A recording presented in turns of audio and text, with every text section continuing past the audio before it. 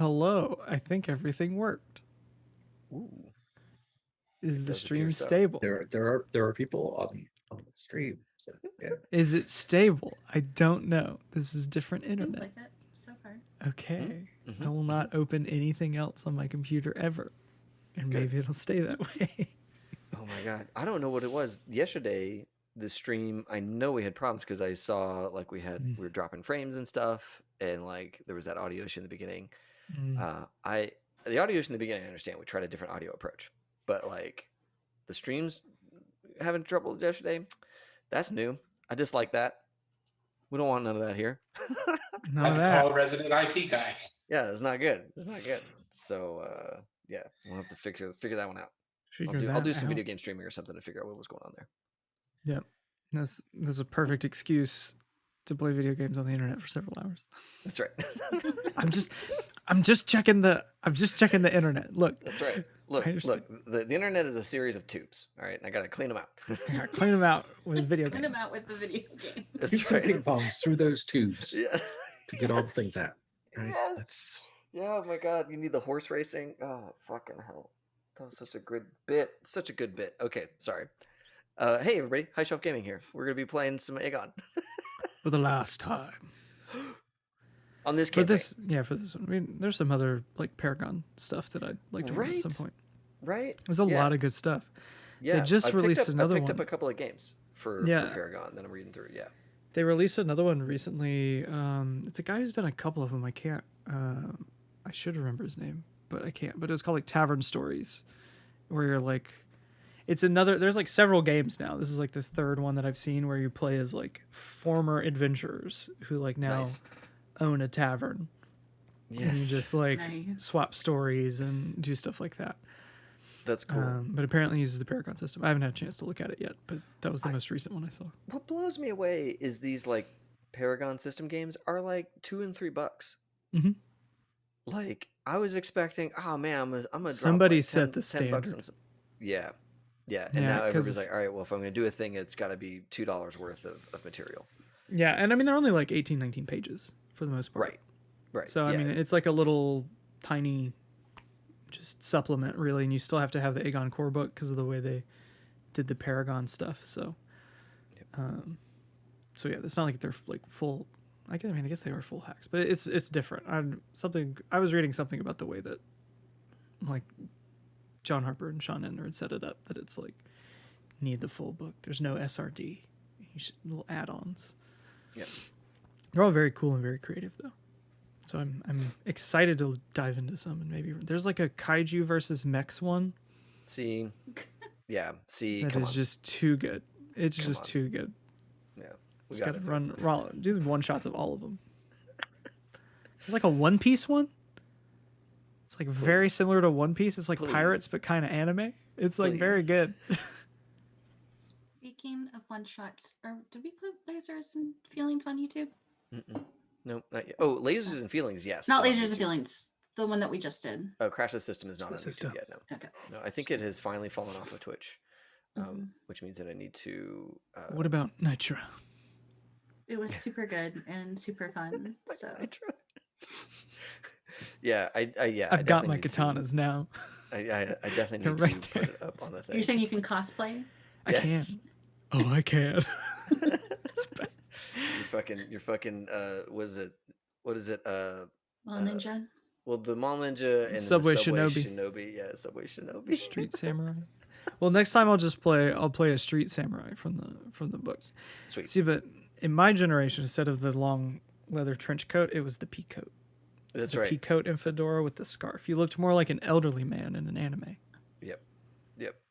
Yeah, the pea coat was king. There's pea coat homies around when I was in high school. You either looked very nice and respectable, or you had like your waifu T-shirt on under the pea coat, and there's no in between. You're either there to impress or disappoint. Yes, the only two modes you had. Yes, there's absolutely. no middle ground. No. Zero. Oh my god. Okay. It's either going to be, this is my son, or this is my son. Yeah. Yep. Yeah, Oh my god. that's it. That's the truth. Midway Madness, we played it last night. It'll go up on YouTube on the con save on, I think Monday, because I think AGON for them is going up on Tuesday. Cool. So check that out. Yeah. Yeah, that'll Yeah. be really good. Yeah, and I heard some cawing last night. So I was taking care of kiddo last night while y'all were playing, and then I was downstairs, and I know I heard some cawing. So there will be bird calls Bird happening. shenanigans. Yes, which will be good. That was a big candy monster. See, I couldn't watch Sugar any of it 'cause I Monster. was watching the kiddo, Yeah. but yeah, I can't wait to see. Almost what it killed somebody outright. Twice. Twice. Well, yeah, she almost killed Blair. I heard like what level? You guys were level 1. Mm-hmm. I heard 22 damage come across the stream, and I was like, it was very close to being double her hit points. Yep. like that's a dead wizard. Wow. That is a It deceased was almost a dead wizard. bard.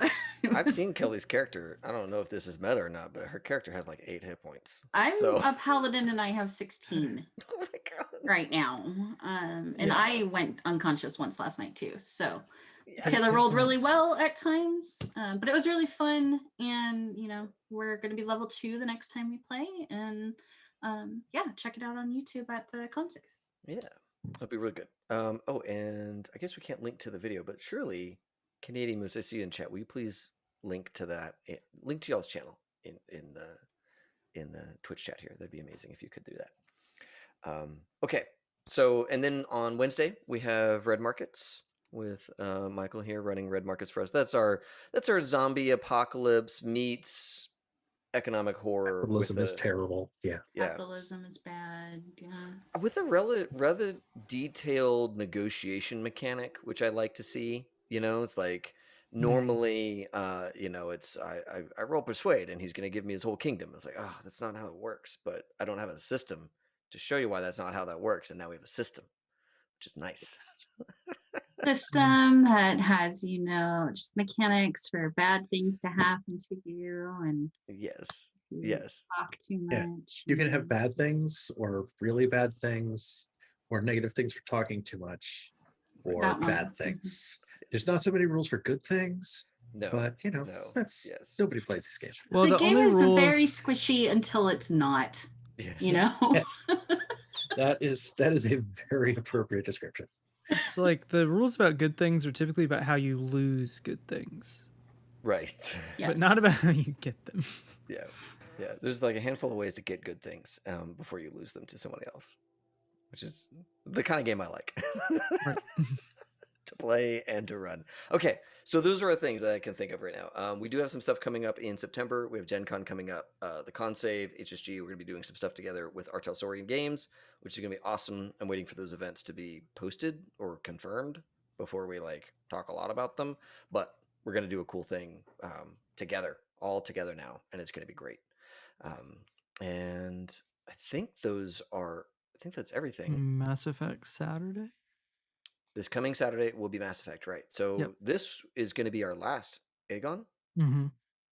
Okay, and then, so this is our series end on AGON.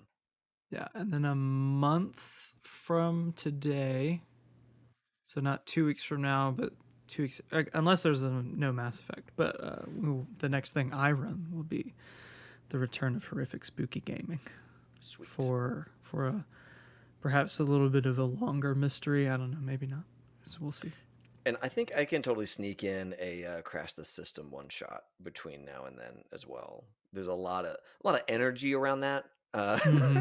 So I think we should probably a lot of very good energy. Do that again. I'm gonna break your heart, Canadian Moose, and say that it has to be new characters with new wants, new things. Aww. Because you all got the things that you wanted at the end of the last session, so your characters are done. We need new characters. Lorraine was so good, though. Elraine was great. She's middle management now. Yes. We got to see 45 minutes of Elraine's life, and that is just 45 minutes of all these characters' lives, just a snapshot. And it was that's what we get. You can only imagine where they go from there, or what they were doing beforehand. Yes, Blair, if you don't make a K-pop star, I will be upset. Duh, that's what we're doing now, K-pop. Yes. And then got the Vocaloid, like, got the real life Vocaloid. But... Yeah, when you're out there in the city, is your rival J-pop star, right? So I mean, like, Oof. oh yeah. Oof. We'll have to come up with that. All right, so those are the things we have to look forward to. Ethan, I'm gonna hand over to you. Talk us through AGON. All right. And what we're doing. Well, we're here. We're at the end of the journey, and so most of what we're going to be doing tonight is crafting your heroic legends, which has like steps to it. And so we'll pick our things for our steps, and this will take a little bit of, you got to do a little bit of writing here, because you're going to write out each step, and at the end everybody's going to read their heroic legends. But we're not quite there yet, because first we have to reveal to our wonderful, wonderful audience what we have decided to do about this conundrum. Because last time we, the heroes had awoken upon a sea of clouds instead of the wine dark sea that they had been traversing for so many time. You can't really tell. The mists are there all the time. How many days has it been? 105? You don't know. You traversed many islands, but this time you had awoken upon a sea of clouds, and you could see below you, beyond the stars and the vault of heaven, Mount Olympus itself. So you were beyond even the sight of the gods. And you had arrived at the island of Kikonia, which was home to the Primordials, as they didn't really know themselves that way, but somebody had called them that at some point, and they felt that was appropriate. Or the best they could, and they would create things during the day only to have everything be destroyed at night, as they were turned into strange bestial creatures, and even the plants of the island would rise up and, destroy newly created buildings and things like that to leave no trace of the previous day's work. And you all kind of went up the mountain. You saw the Mirror Guardian, who basically just dared you to sneeze at the mirror, because there was this immense mirror that was reflecting the light of the moon that was causing all these transformations. And then you arrived at the sort of this crystal basin where this almost kind of waterfall flowed from the firmament, which is just this, you don't know what's up there. You just look up and there's stuff, and it just goes on forever maybe. But this water that would sustain someone for an entire day just with a sip, that flowed from the firmament and down the mountain. And at the base of the basin, you saw what was just sort of a small gap in everything. And the sort of entity that governs this space between things revealed themselves to you as Khaos, the embodiment of primordial chaos, the essence of creation and destruction. And sort of presented their plight to you, that in their process of creation, as they have done many times before, they had trapped themselves in the order of creation and destruction, and that this cycle, this balance, traps them. But if you could just help them out, they could escape this and go on to create new realms, new worlds, new gods, new everything. Just at the small cost of the gods having direct control over the world below. And according to Khaos's pitch is that nothing fundamentally changes on Earth. People will continue to worship the gods and revere them. It's just if they happen to give, good offerings to Demeter and their crops are good, just because they did a good job planting, not necessarily because Demeter decided to make their crops grow that year.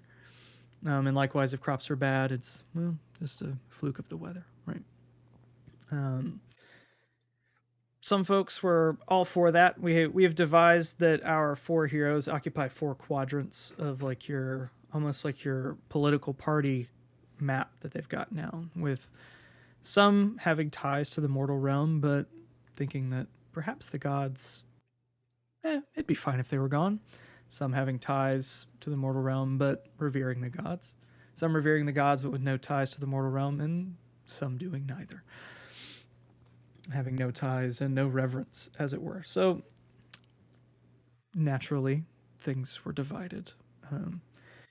And without a leader ordained by the gods or signs to guide them, we found ourselves at a bit of an impasse. But we've solved this impasse over our 3 weeks or so away. Yeah. And by 3 weeks, I mean in the past 48 hours when we remembered to talk about it. But we're now here, so... It's not like we don't play games with each other every week. Yeah, but yeah, Like, you know. It wasn't pressing, right? It's just the We procrastination. had other games to play. But so now we find you all having discussed and deliberated at some part of the town. Maybe you went a little bit back down the mountain. Maybe you just walked a few steps away. Khaos can hear you either way. So it's all just for your own personal comforts.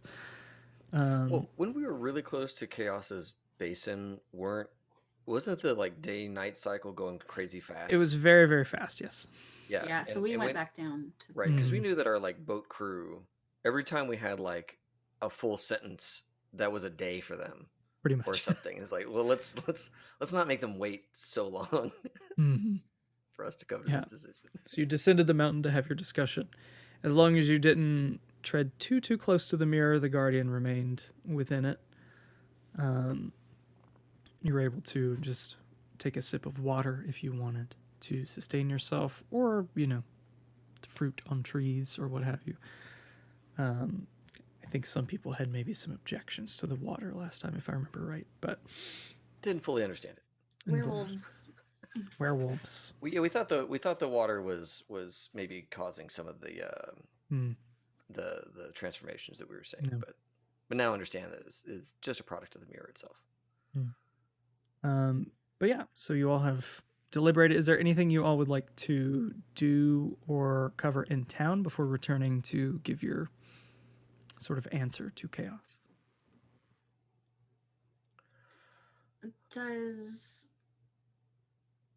Well, I mean, we decided what we were going to do, right? The Xenon's going to stay, and we're all going to go. And then in like 200 years or whatever, Xenon's going to flip the switch, right? So somehow do it on his own, yeah. So do the rest of us need to go up to give that answer to? Shadow-wise, Xenon can do a sneaky. I can do a sneaky. That's right. It has been well proven at this point that you can do a sneaky if you need to. Prepare for, or 200 years to prepare to do the sneak. He has rewritten fate before. There you go. Xenon can do a sneaky. Especially with the full support of Khaos. Right. Behind it. So okay, let's detail then real quick. Like we're midway down the mountain, or maybe we're having this discussion in like some grotto somewhere, enjoying. I don't know. Did the people that we were with, do they make food? Do we eat food here, or is it just the water? There was lots of stuff to cook. They don't eat food to survive, if that makes sense. They eat food for the art of, culinary creation. There was feasting the first night we were there. Right. That's right. There was feasting, but you got the impression that the feasting was for fun because everyone had started their meal by just a sip of water to sort of sustain them, and then they were eating whatever they liked. Mm-hmm. It was very much just for the sake of creating good food. Gotcha. So, like, I feel like, we'd probably see our heroes like around some sort of, I don't know, like large chamber with pillows and chairs or what have you, and everybody's just kind of like in their own little area taking a little break when like somebody in the room births the idea, right? And then like there are like a handful of little objections, but then we come to that conclusion, right? I don't remember who came up with the idea when we were first talking about it. I don't know if it's like Phaedros or this feels like a Phaedros idea. But either way, the plan that we come up with is the notion that the three people with families and with like other commitments should all go and ride the sky, whatever this is, back home. and live out their lives. And that Xenon, who wanted to wander anyways, will remain. And he will sacrifice a century or more's time here on this island. And when he is relatively certain that all of you have passed and that potentially your children have passed, and maybe they have descendants or maybe they don't, but that is outside of our worries at this stage. Then Xenon would do what was necessary for the mirror to break, for Khaos to be freed, so that this world would change in a very like meaningful way, but not in a way that anybody way down below would notice. Like mortals would not notice, right? And that is what the accord we've come to, so as to avoid bloodshed between heroes. No, I think the part that made it okay for everybody is like, well, okay, as long as your blasphemy is not my problem, right? It's fine. I can handle blasphemy if I don't know about it. If it's potential blasphemy in some far flung eon, that's okay. And the Fates have 100-something years to stop Xenon, right? Yeah. I mean, there's things that could happen if they can see you. Now and then. Sure, yeah. But either way, there's all kinds of ways this could not work out for Xenon, and that would be okay. It's good enough. It's the what is it? It's where you just make it work in your mind that it's okay. You like justify. You're like, okay, I can live with this. I can live with this perception of this event. It's fine. Maybe that's not 100% true, but it's the one you can live with, so you just go with it. Yeah. And let me see here. I just want to verify. Character sheet. Okay, cool. Yeah, I spend my bond with Hilarion. There we go. Done. Mark it. We're good. Hilarion's not buying a lot of this, but we're going to spend a bond and we're going to call it. Yeah. Xenon gives him the, hey man, trust me. He was like, I don't, but okay. I don't, but we've been talking about this for 6 years as far as our crew is concerned, so we might as well call it a day. Okay. So, in that case, is there any other discussion or anything to be had before you all give your verdict to Khaos and some of our heroes set on their journey home? Well, do we have to give our verdict to Khaos? I mean, do we not just say goodbye at the thing and get on the boat and sail away? And could be. Yeah, if that's how you guys do it, then maybe it's just Xenon that goes back up to see Khaos. Or well, the problem being is that going up there is you have to get the days pass by and whatnot. So it's like you just want to pass on a message. It's a couple months, man. Let's not. Right. Fair point. Could be problematic. Yep. Well, hold on. We have learned that Khaos can listen to us anywhere on this island. So to deliver the message to Khaos is simply to speak it, and for us to agree to it, and for us to know that Khaos has heard it. That is most likely true. I believe Khaos can, like you said, hear us anywhere. Right? That's what it seems like. It's so much more fun for them not to do anything in this moment. Yeah. They are Khaos. Yeah. But that being the thing is that the whole way that Hilarion justifies this is that he's saying no and walking away. So it's like,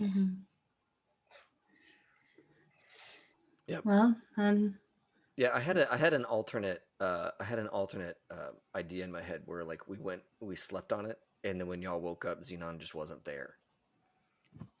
That was another like, I don't know how that would play out, but maybe. Makaria wouldn't like that. Sure. But that would be an answer. Yeah. But either way, I think we're gonna err on the side that we trust that Khaos will will know the intention and the likely path here, and for Chaos to not try and fight them to leave the island. Yeah. Because that was the other piece, right? Is like, I thought that was one of the contentions. One of the pieces was not necessarily Chaos fighting you all leaving. It was simply not helping you leave, which is... Oh, right. It's like, okay, sure. Sail down from the Cloud Sea by yourself. Right. Great. Try it. It's fun. Super fun. Try it. Yeah. Right. And like, that's a battle on its own, right? But, you know, I think with Xenon staying, that's enough of a... Listening or not, that's enough of a sign of, okay, they can go. I just need one kind of deal. Okay. If it looks like we're wrapping up, I guess, and saying goodbye, Makaria would go and give Xenon a hug. Likewise. Is there any messages you want me to deliver? Or anything I can take in my heart? I would say that when you speak to Demeter next, tell her that her bastard son has a plan to allow her to free her daughter. And that it will take me time to make that happen. But it will get done by my hand if at all possible.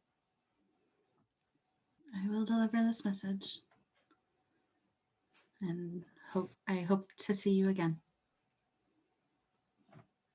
He kind of like grimaces at that. Safe travels, Xenon. You as well, Makaria. Don't get into too much trouble, Uncle.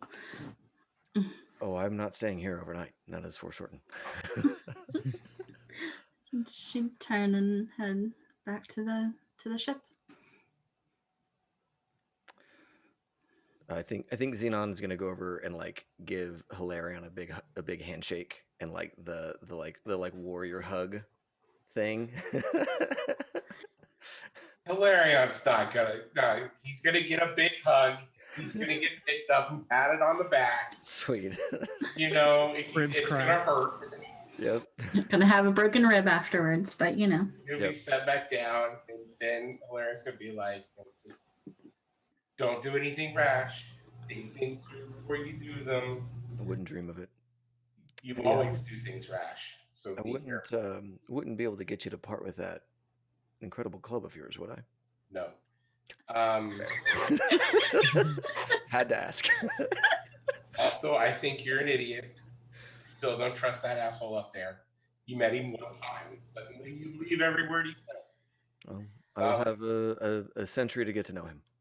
So, well, take your time on that. We'll see. And good luck.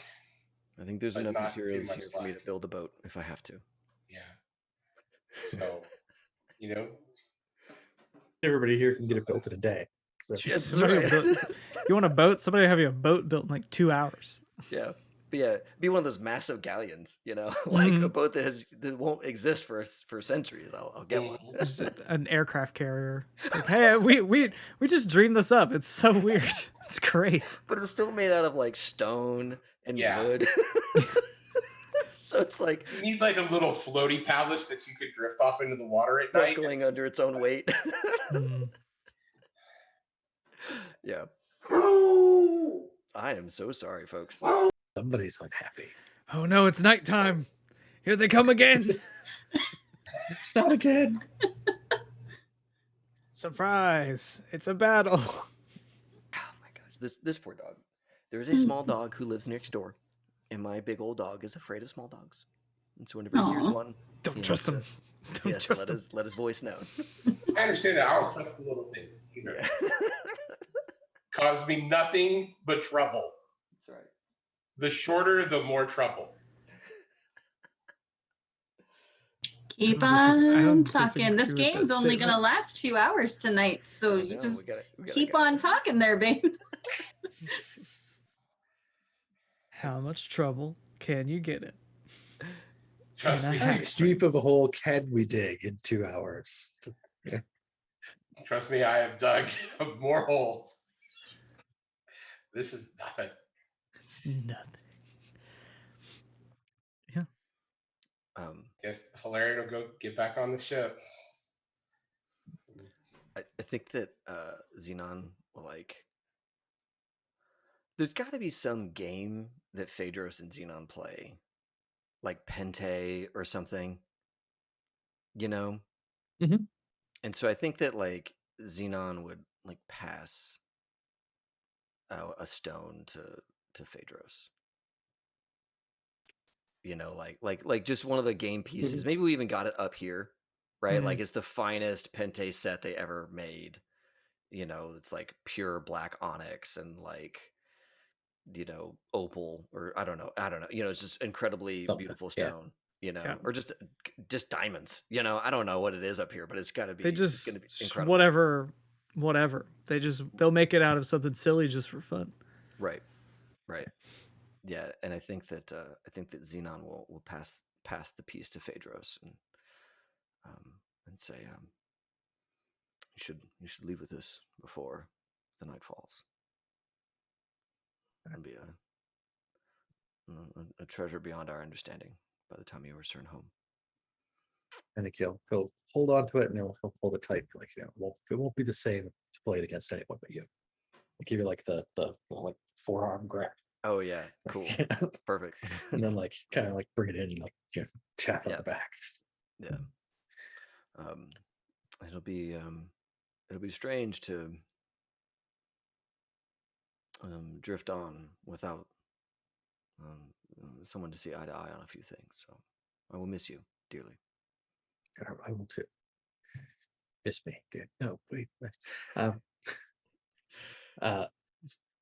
Yeah, he will. I had words and I forgot them. No. You're doing something that that thank you for what you're doing, and thank you on behalf of my family and the families of everyone I know for what you're doing. Yeah. Well, perhaps through the vault of heaven we would see glimpses of each other again. I hope so.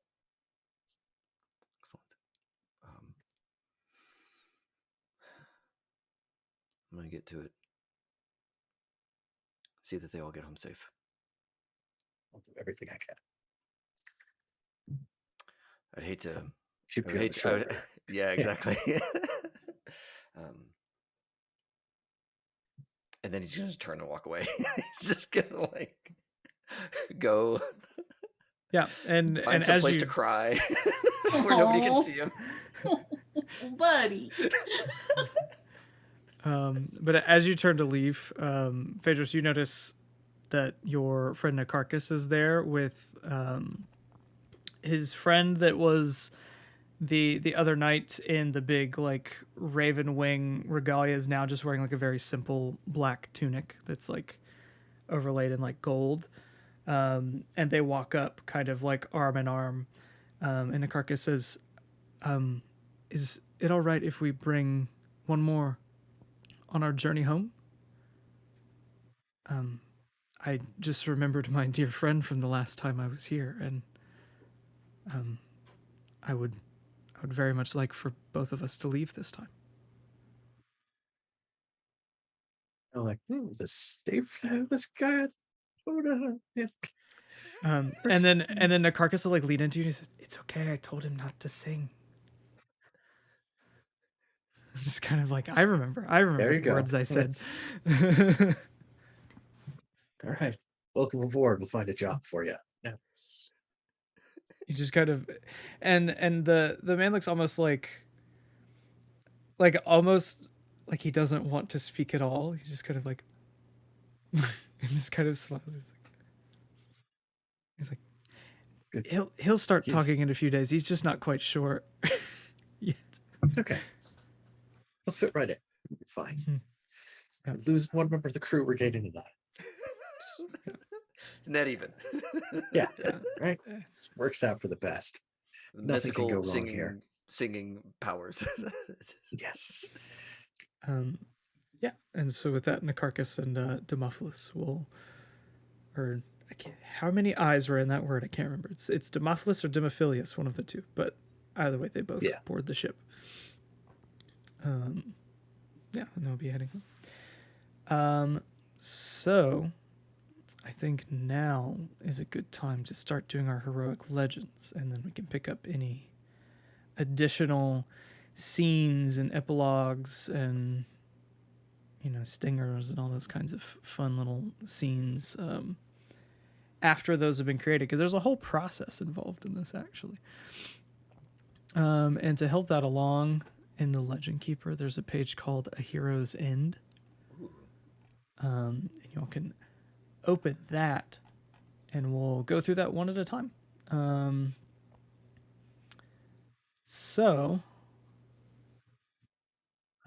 The first step to that is your full name.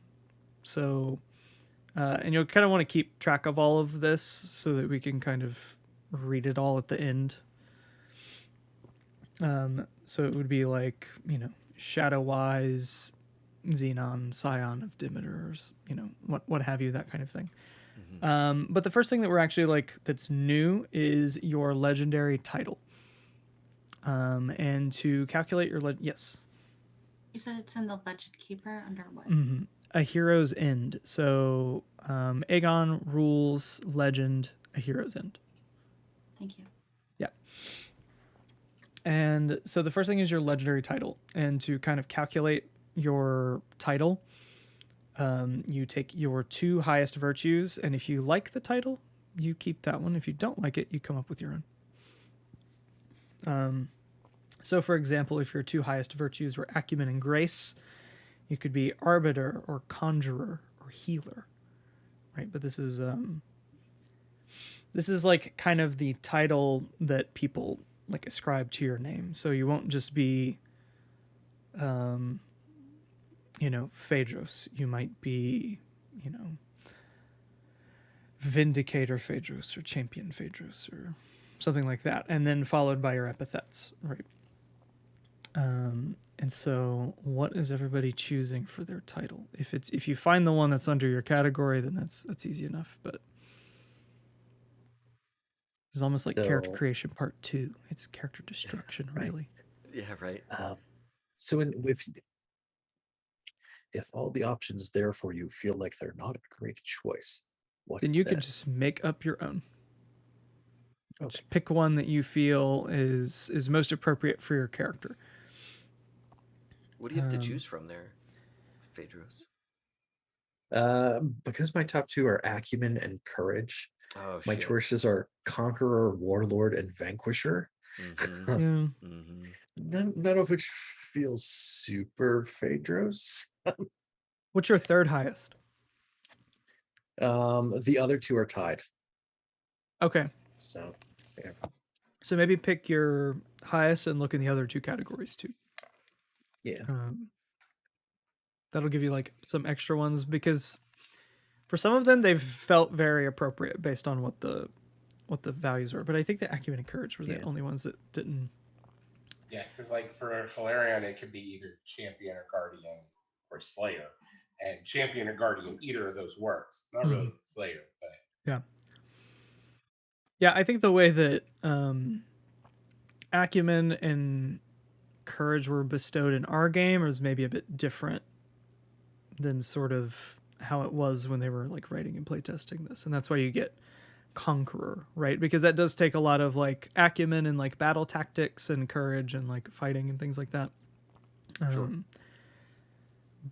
But I feel like courage was often bestowed as a just bravery, not even kind of deal. So just being brave and smart doesn't make you a conqueror. It just So I think, yeah. Does anybody know what they want their title to be? Peacemaker. Peacemaker, excellent. And for Hilarion? I think I'm going to go champion. Champion. That makes sense. Champion of the gods. Yeah. I was thinking either Vanquisher or Arbiter. Arbiter being keyed off of grace instead of courage. Mm-hmm. Arbiter really seems to fit Xenon, I think. A Yeah. lot more. Yeah, I think so too. So I Yeah. I think I'm gonna go with Arbiter. Yeah, Xenon's doing a fair amount of arbitration when it comes to making some very far-reaching decisions. That there's Xenon Indeed. I mean, to be rewriting fair, fate. anyone traveling with Valerian probably got a lot of Arbiter in there and just trying to control. Mm-hmm. Yeah, and Phaedrus. I think I'm going to go with Crusader. Crusader. Okay. Yeah.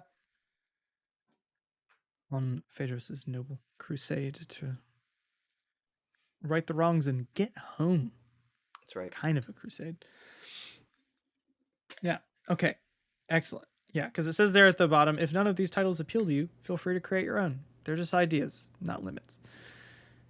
Okay, so the next thing we do is we look at your greatest deed. So in this one, so at each island, you were given a great deed, like kind of the coolest thing you remember that you did on the island. It says to find the one that was the most meaningful to you. It doesn't have to be the biggest one or the most impressive, but just the one that, to you, even as a player, that kind of meant the most to do in a session. And then you can blend a few together if you want to include all of those in your epilogue. Valerian got one early on called Defender of the Divine, so I think that's probably the one he's going to go with. That's fair. I think that held true.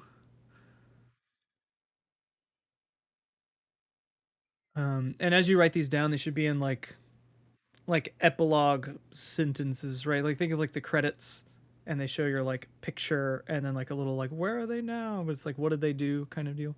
Mm-hmm.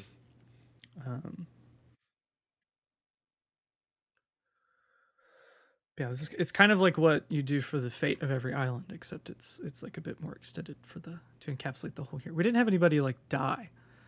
Yeah, right. So we haven't had to do this, but I don't know if you guys knew this, but you could just choose to die in a contest. As part of the results and then you of the just contest? win. Oh shit! You like sacrifice yourself, and then you just win that contest, and you're like, yeah, my hero does this, and then they die. Oh my god! Like that's awesome. Is that after the roll? I think so. Like if everybody's gonna fail, you're just like, no, like I do this. It's like, okay, yeah. Yeah. Cool. All right. Cool. Cool.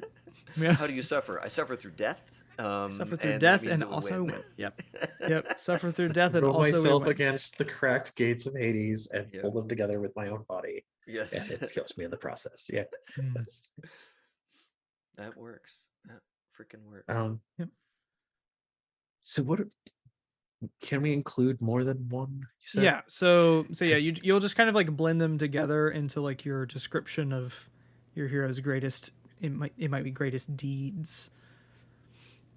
Right, like the example that they give in the book is like Zentropa was the defender of the people of Khaos and Nemos. So she's going to focus her legend among the people she protected and be called Defender of the Lost Islands, kind of blending together into like one sort of deed. Or someone becomes known as Slayer of Harpies, or... Yeah, because I have one in my list first. Like I feel like one of them is relevant.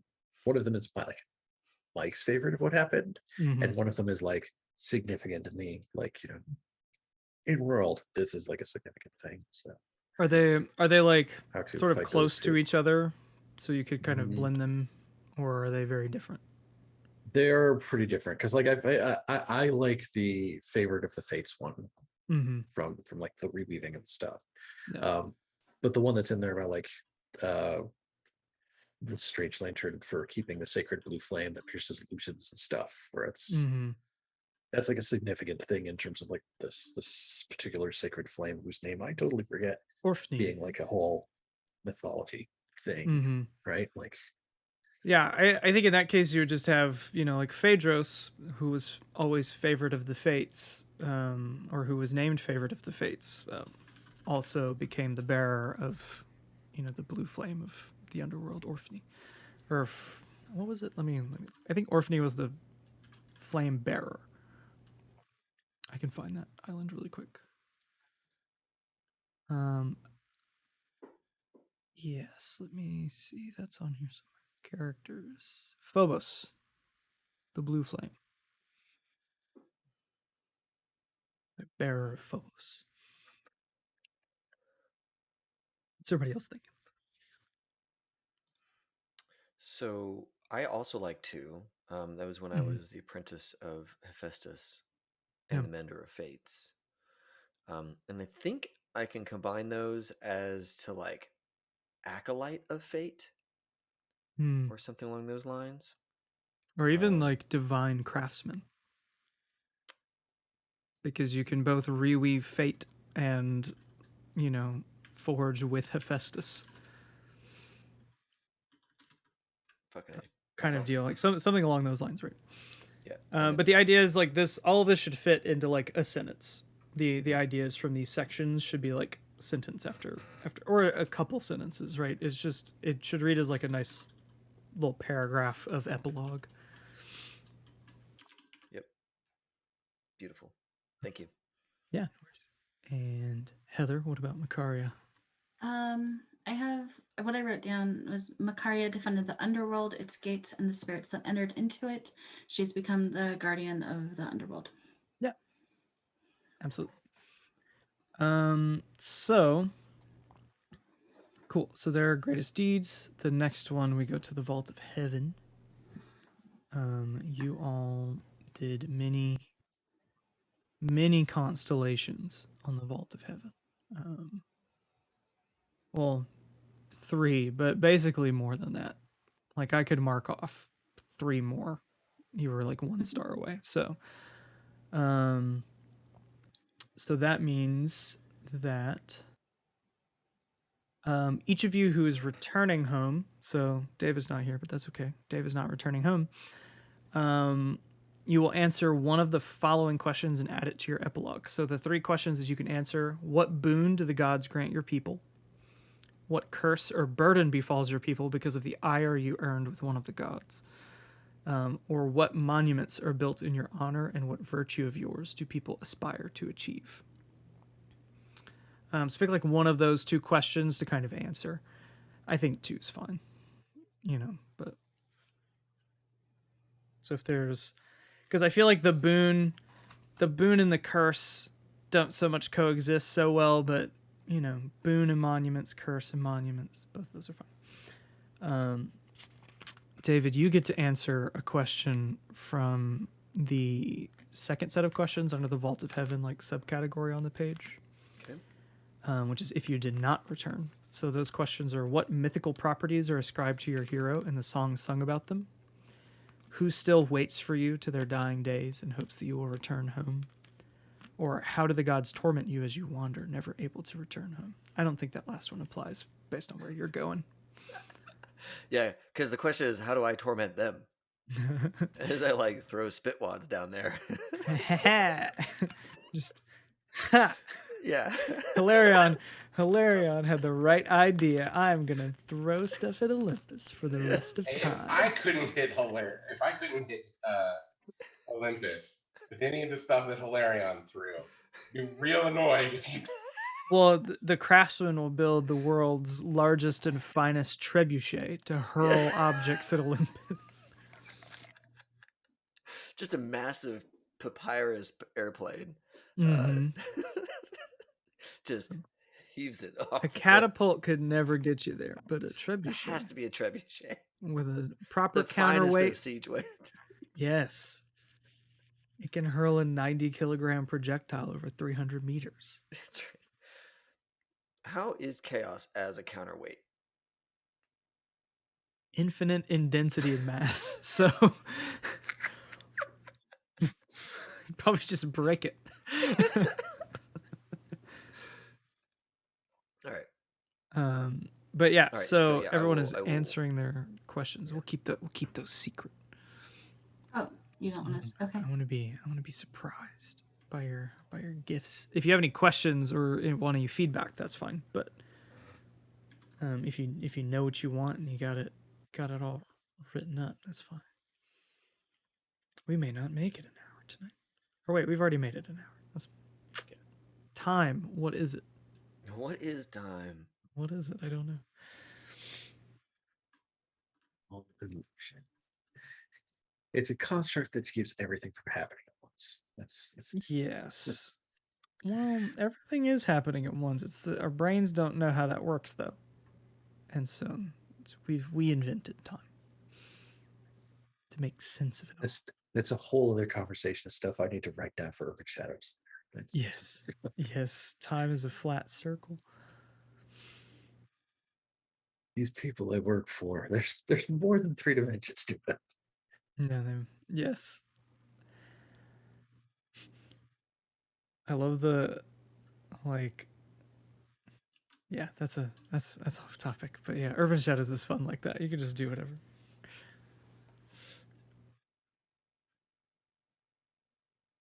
Does everybody have their questions, their boons or monuments and all those things determined? Okay. So the last thing to consider is the glory of your name. What was everybody's name die? D10. Did anybody make it to a D12? No. How close were you to a D12? Probably pretty far. Um, It's hard to get that D12. Yeah. I think I would have needed a handful of, like, I don't know, 3 more islands, honestly. Yeah. I'm at 80, 90. I'm at 100. 100. So you need 140 more. Yeah, it's a lot. But yeah, so based on the size of your name die, you are remembered for a certain amount of time. A D6, you are a notable character. You are a stalwart companion to the greatest of the heroes. You will be remembered by your family and the companions and their children. D8, which I think everybody surpassed a D8. You are a great hero. You'll be remembered for generations, and your tales will be sung in songs. And I think where our heroes have landed is at the D10, a legendary hero. Civilization will forever use your name to instruct those seeking virtue. You find yourselves in companies such as Heracles and Perseus and Theseus and all of those who even today we speak of and remember for their great deeds or for their great blunders. It's not always good to be remembered. Sometimes you get remembered for stuff you didn't particularly want. But yeah, and so that is you sort of take that level of fame and either write pretty much exactly what's there or you know, something similar along those lines.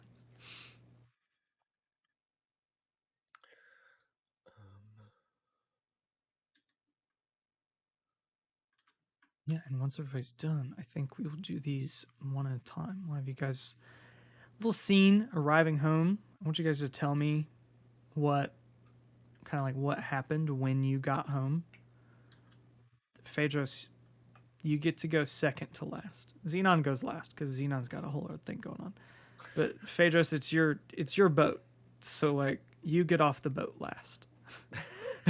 That's just the way it works. I gotta drop everybody else off. Gotta drop everybody. Yeah. You're the one who got roped into driving, and so you gotta drop everybody off at their house. I mean, Hilarion's is easy. He gets home and immediately does a head count, make sure all of his, small tribe of children are there and still alive, and his wife, and there's a lot of hugs, and then there is a party that lasts far too long. Phaedros' ship probably gets colored on by all of Hilarion's children, as they swarm the decks. Got the washable markers. Yeah, there's decorations everywhere. Everybody. There's always that one kid that brings the Sharpie. Well, yeah, at the very least, I'm fairly certain that they sail off at least once, and like they get out several, like almost to the and then they turn around to drop a kid off because he was hiding below decks. It's like Vader's is like, that's it. We're turning it. I'm not dealing with another one of them. Like I had to deal with Hilarion for this long. Yeah, Hilarion had executive function. This one's brain isn't developed yet. As strong as Hilarion, but half the size, and with no judgment. Through the food goods already. Yeah, so let's hear, in that case, let's hear Hilarion's heroic legend and send Hilarion off into the annals of history.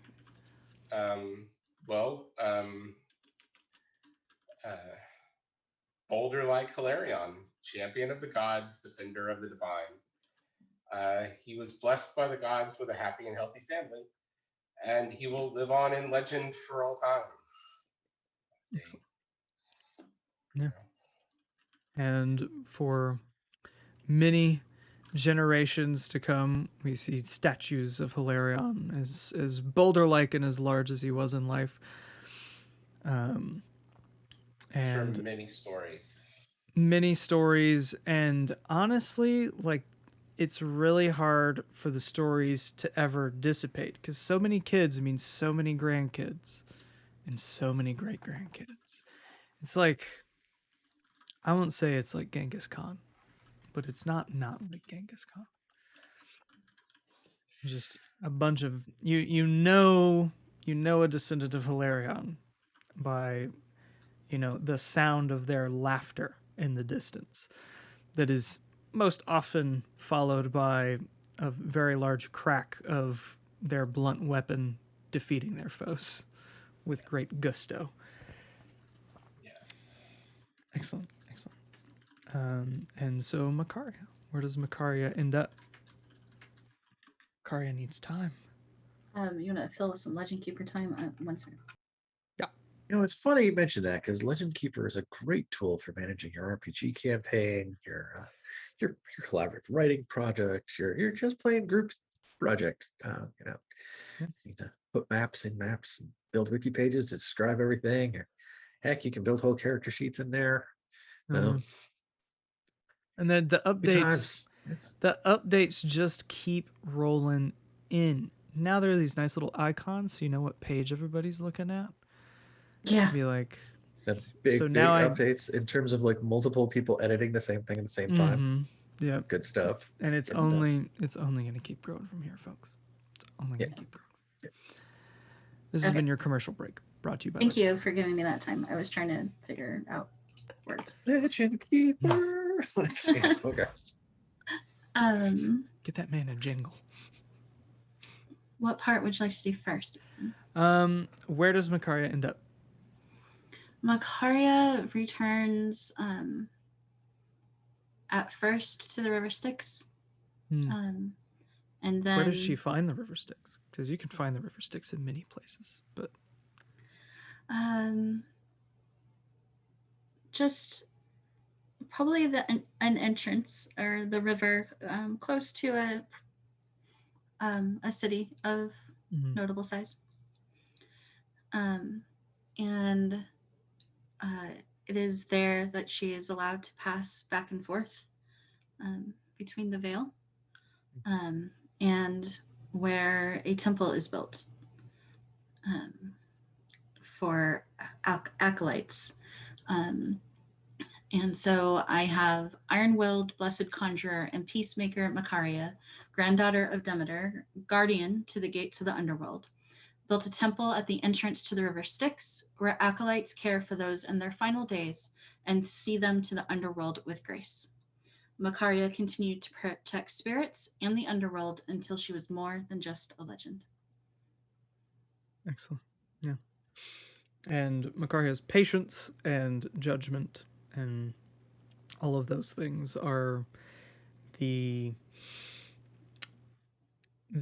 virtues and the character traits that are carried with her stories, and when someone is being perhaps a bit too hasty, they say, "Oh, but remember Makaria. You must take some time to think this through. And don't be so easily shaken. You know, be like Makaria.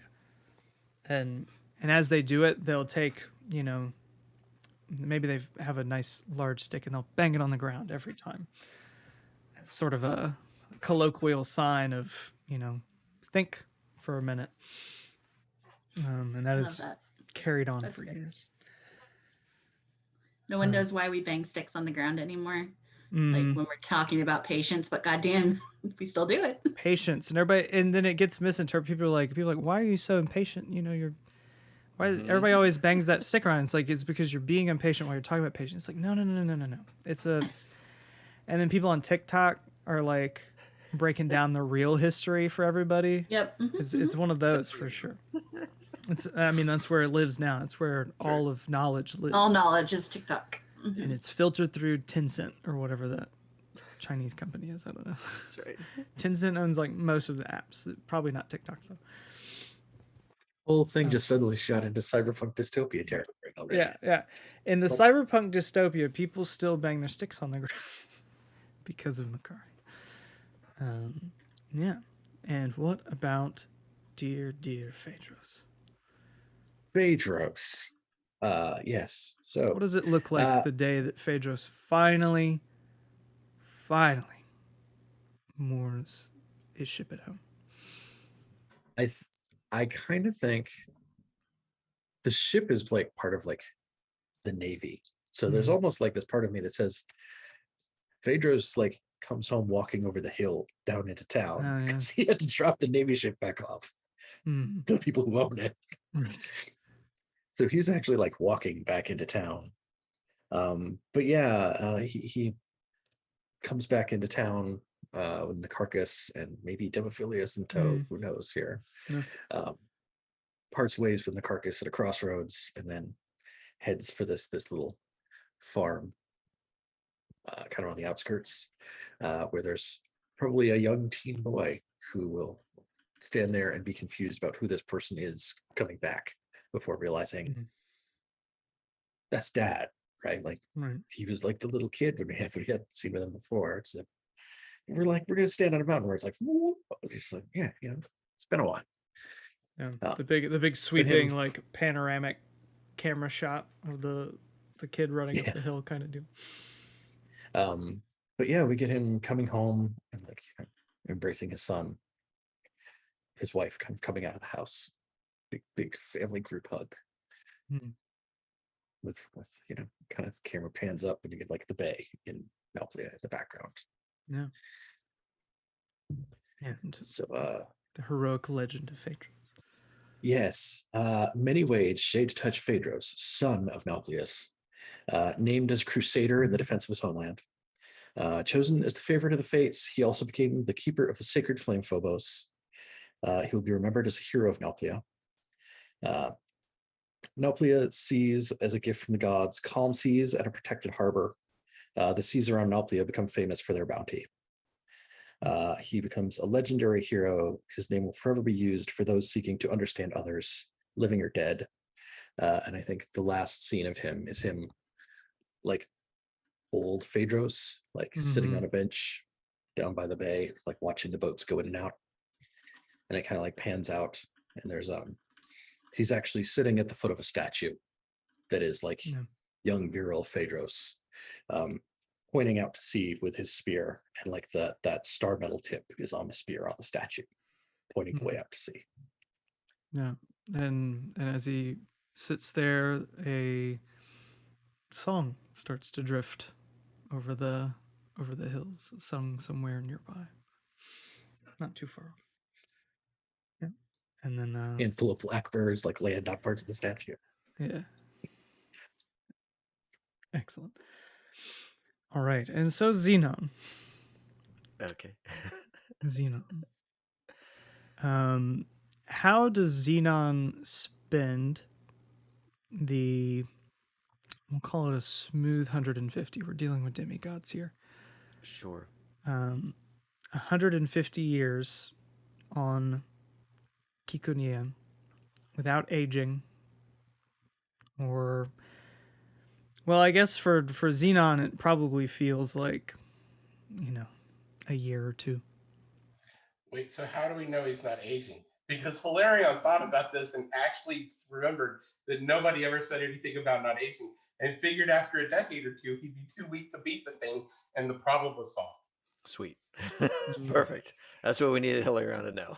Yeah. That's what Hilarion he thinks this until the end of Hilarion's days. It's like, it'll be fine.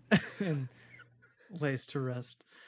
But yeah, unaging, sustained by the waters of the firmament, and with Khaos as your conversation partner and mentor for all of this time. How does Xenon spend his time? Xenon, Xenon at first would need a hobby. Mhm. So I think that Xenon would spend a great deal of time learning how to harness the wind to set him aloft Mhm. for a time, tethered to the ground, of course. um, but would use this city of craftsmen and artisans to fashion a thing so that Mhm. he may glide for a time, and probably on some level fancies gliding such that he could see his friends again before they pass. Yeah. Right. But ultimately decides that it's not worth the risk, that he's already given up too much Mhm. to give in to that. But he busied himself with that hobby for some time. Yeah. And yeah, walked with Khaos and spoke with him on many things. Mhm. And I think that it took Xenon a long time to realize that um, Khaos was also getting something from the discussions, right? Because Khaos doesn't speak with anybody. Mhm.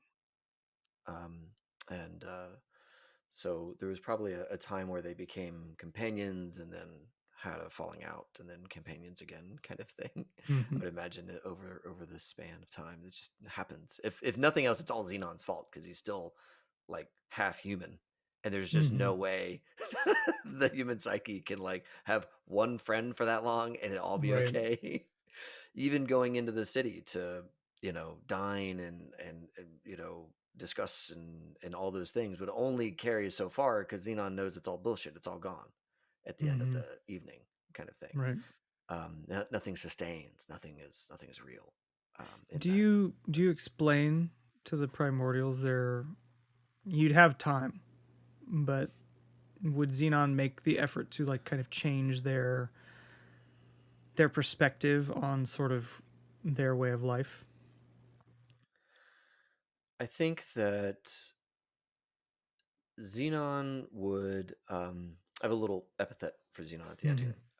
I think that Xenon um, would spend some time trying to understand how the primordials believe what they believe, and then yeah, it, begin to peel back the layers for them so they can see what is what is their true nature, right? And to Mhm. not do it in a way that makes it bad, but just to say this is truly what you are, and Yeah. that is that it is you are a force of nature, Mhm. and that there is no this is not bad. You're simply now aware that you have this other side of you that you've been unaware of for the eons, right? Does he tell them that an end to that cycle is coming?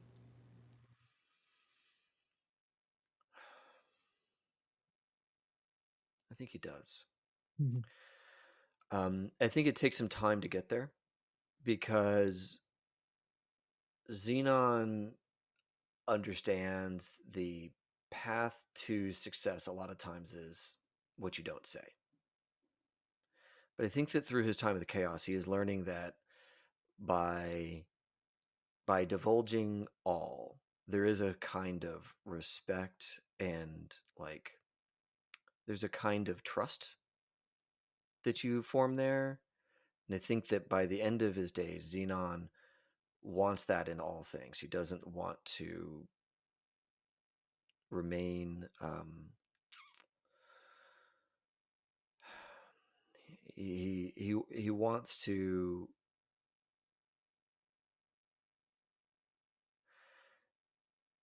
He wants to live in a space where, for even a brief time, everything around him can be true, and everything around him can be real at the same time. Where reality and perception are one and the same, even if it's only for an afternoon. To have that would be very meaningful to him, I think. Yeah. And so I think from those conversations, the Primordials kind of find their ways with Xenon's help to preserve a record. And so to where after a certain amount of time, they no longer forget. They know what has been created. And there are definitely varying reactions to that. But over time, it levels out to them creating just as exuberantly, if not more, than they did before, knowing that they get to do it all again tomorrow. Yeah. And that their materials will not run out, and that there will always be new ideas. And that even if they make the same stuff, that's fine. Sometimes you do that too. I think it'd be fun if in like early stages of that, it was Xenon like with a big cart laden with shit that they had made, and he's like just walking it determinedly up this stupid mountain above the mirror so that it's not caught in this effect. Right. And then he rides the sled back down and is like, look what I've brought to you. It's like the Jim Carrey Grinch movie. Yes. With the big sled and the tiny dog. Yes, exactly. Yes, it's exactly the question is, does he ever challenge them to build something so great that they can't then destroy overnight? Yeah, right. It needs to be bigger, stronger. Yes. I like that. And so I think before we see where Xenon goes beyond, what is the heroic legend that remains in this realm? Sure. What is it? Shadow-wise and far-sighted Xenon, son of Demeter, is the great arbiter, divine craftsman of our time. Xenon is known to walk with time and drink from the firmament beyond the gods. A legendary hero, renowned amongst craftsmen and shapers of all stripe, from sheep herders to politicians and smiths. They will utter his guide, his epithet, to one another in moments of indecision, and that would be, what you perceive is what you know to be true. And this guides them in many ways. They can draw many conclusions from that, but there is this sense of sheep herders use that to remember that what the sheep perceives is what the sheep know to be true, right? And what the smith gets from that is the sense of, what I have forged, what I can see here is what I know to be true. But the unsaid part of that is, when I go to test this, what's going to be the result will actually be true, right? So there's this sense of like, there's also a bit of like, you don't get to see everything, you don't really know the full reality of things, all of that. And then for politicians, I mean, fuck, they can use that all day. So so yeah, that is the phrase that Xenon is known for, is what you perceive is what you know to be true. Yeah. And I think to kind of close us out, we see the day that Khaos is to be freed. And we see sort of the silhouette of Xenon walking up the mountain from the mirror, the island itself kind of cracking beneath his feet, and we see a ship carrying the Primordials leaving as they have decided to, go to the mortal realm and live out their lives as normal beings, which is very much possible for them. And that has who knows what kind of effects on the gene pool to have all of these primordials out in the world, right? Beautiful. But then we see Khaos having formed sort of a humanoid form one more time to step into itself, into the realms beyond, sort of extend a hand to Xenon, whose hair is now grown out white. Does Xenon have a beard? Yeah, I would think that Xenon would have like that long, thin beard,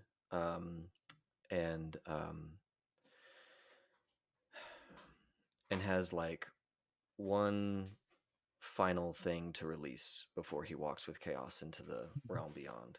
Yeah. And they stand there, and I almost imagine that Khaos is like, "What are you doing?" Yeah. But Xenon is determined. This is far too. He spent far too much time to not get this in, and he like releases this this glider that has been moored on the earth by a heavy spike, and it glides away, rocketed into the sky by tension, and it begins to drift as Xenon and Khaos move on into the next realm. Yeah, and I think as that like rope, we kind of have that pan up, and then we see Xenon's face probably for the first time, and the eyes that now look like the form of Khaos itself, having gained all of this knowledge of the multiverse, I suppose, and they step through into Khaos as the mountain breaks and into the realms beyond. And that is where our legend ends, until they release the supplement.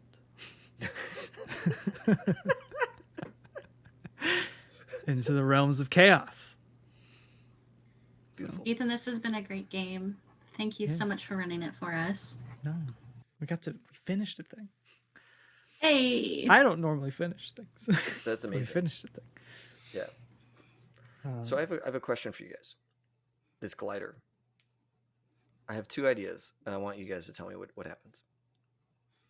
Idea number one. The glider is destined for a specific throne, tipped with a star metal blade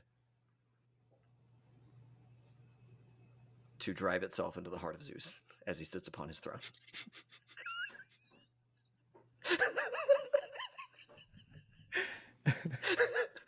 Or favor say aye. Or it is a or it is a it is a fine musical work, wrapped in on written on paper, folded into an envelope, and this glider will find its way to probably the home of Phaedros, the Isle of Phaedros's place, but it will like find its way there, and it will be like the culmination of a great deal of effort on the hands of these artisans to create some sort of like beautiful song with tones and notes and things that have never been heard from before, kind of thing. So is it art or is it death? Art. I thought it would almost be like the comet that comes every so many years. Oh yeah, Halley's Comet or whatever it is. Yeah, like something like that. But art, I choose art. Okay. that would be more mythic. I don't. It's hard for me to think in those terms. I'm more like, all right, does Xenon get his one final dig in against Zeus, or does he bury that hatchet finally and give some love to his old friend and the peoples that have birthed from him? So yeah, I'm gonna go with option 2. Yeah, fair All enough. right, excellent. I love it. I've filled in the fate of the island of Kikonia, including our comet and art, our primordial, our sort of unfiltered primordial song that makes its way to the realm of mortals. Because the primordials, that's all gonna. Maybe Da Vinci was descended from the primordial. Who knows? That's like could be a whole thing. I feel like there's another like superhero campaign later on Right. that involves that lineage. Mm-hmm. Yes. It's kind of, it reminds me of the I think the Assassin's Creed lore kind of takes a similar thing where it's like, oh yeah, the Isu with their triple helix DNA gets intermingled and they become like oracles or prophets or something. It's a whole thing. Yeah. Assassin's I Creed do, got really I do weird. like that they got off the island. Yeah. That makes me feel good. Yeah. I mean, that was one of the in all these islands as a Strife player, I have mysteries that I have to determine the answer to. And that one of them is, if any of the primordials understand what's happening to them, will they want to leave this place? In what form? Can they leave at all? And yeah, and I think several things spring from that. You have like great artisans that are descended from primordials, and you also have not so savory legends of vampires and werewolves and strange beasts that appear in the forests on certain nights when the moon is just a certain way. Right? Can't all be good, but lots of changes to the world, right? But yeah, that's all I've got. We did it, guys. I killed all your characters except for Xenon. Xenon's like on a different level, but yeah, I killed you all with time. Couldn't kill you with fate. Killed you with time. I was trying there at the end, man. I wanted all them dots. I wanted all them boons. So the fun part about that is that, and this is something I noticed today, but if you fill your fate track, you don't just die then. You die at the end of the session. Right. You continue doing whatever, and then we do the heroic legend, and it's whatever happens to your hero. Because maybe they don't die. Maybe they just have to stay there. Their fate has come, but and they wander forever or something. But yeah. Very interesting. But it took me a while to realize that it was a good idea to take some of those points, to get the upgrades, to get that, because I kept myself well below for the first 3 sessions, and it's like, so now I'm way behind. Like I never got. I finally got one whatchamacallit point. Fate. Yeah, I got one fate. That's all I've got. Yeah. Larion was just too beefy. Yeah. Too beefy to ever mark fate. Oh man, that's good. Well, thank you, Ethan, for running this campaign, man. Yeah, Ethan, thank you. It's a fun game. Yeah, definitely. It makes me want to see the other islands. I agree with you though. I can't understand how there would be another island after this. Yeah. Right?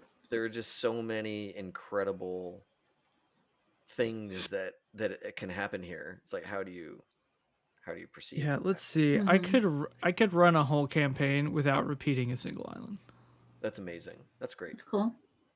A longer one without repeating an island, because there's they released an additional set of islands where I think they had some like other writers do islands, and there's 8 of those, and then there was 1, 2, 3, 4, 5, 6 of the regular islands we didn't use. Wow.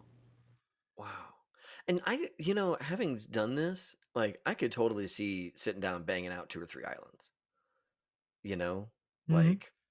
That's doable. That's a doable thing that I can. I mean, each island fits on a spread in the book.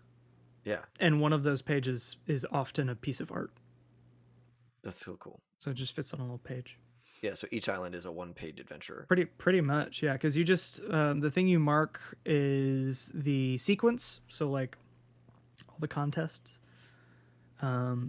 characters, a couple flavor text for some places on the island, right? So it might be for a cabin and what it typically looks like, or a notable building, a canyon, whatever. The reward, and then a few questions that are kind of open-ended for the Strife player to decide per playthrough. So like when we did Krios and there was the priest who helped the pirate queen steal the Pillar of Storms, that was what I decided. Oh, cool. There was a whole version of that island where the priest had no idea and got, hoodwinked or whatever in the middle of the night, That's cool. That's nice. I like that. That's a lot of repeat playability then. Yeah, because you can just answer those however you want. Per location basis. Mm-hmm. But That's nice. that is AGON or AGON. I like AGON, but they say AGON. AGON? Language. Sure. Like agony. Got it. Sure. I'm into that. Yeah. AGON. Well, everybody at home, this has been great. This has been really fun. Thank you all for hanging out. DTP, Canadian. Takes jokes. All you cats. I thought I saw somebody else jump in as well. Casey's here. Yeah, T-Cal. Yeah, this has been really good. It's nice to like actually end a campaign. Like that always feels good. It's like, all right, cool. I did the whole thing, had the whole arc. Yep. And that felt good. You guys were like one island away from having 6 constellations filled. You had 3 filled, but it was like you were missing 1 star on like 3 more. So yeah, it was full campaign there. That's good. That's real good. Yeah. So I don't know what else to say other than follow us on the things, which you all already do, I'm sure, and Get this on hook up with YouTube us at some point. That's right. They're all in YouTube. They're just not not accessible to public. anybody else just yet because I've yet to go through and trim them up. But they will be there. I think the first 5 are on YouTube live, and then the rest sit waiting for my toil. I've been told by a friend of mine that not nearly enough of them are on YouTube. Indeed. Yeah. I've been hearing the same. So maybe we should do that. Yeah, you all have been wonderful. Thank you so much for watching, and we're gonna raid somebody. This is the earliest we've ever raided somebody on one of these nights. Yeah, so you'll get to watch like a whole stream, pretty much. I know. Yeah. Let's do Cyberwolf playing some Minecraft. Connor's playing some Minecraft. Or maybe this might be the last week on Minecraft. Oh, really?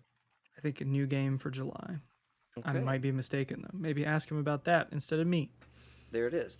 So we're gonna get in there. We're gonna see what's the haps. How far along has he gotten? I can see he's got a lot of armor. I can see he's built it up. So that'll be good. Yeah, we're all gonna go over to Cyberwolf, drop some emotes, give him some love. Connor's an awesome human, and he's gonna be running a game here whenever that is scheduled. Like they're in the middle of making soon. that now. We have like our day. We just need the start date. That's awesome. It's so exciting. Characters are fun. I can't wait. It's gonna be so good. Yes. Awesome. Well, everybody at home, thanks a ton for watching, and as always, have fun and play well. May all your rolls be crits.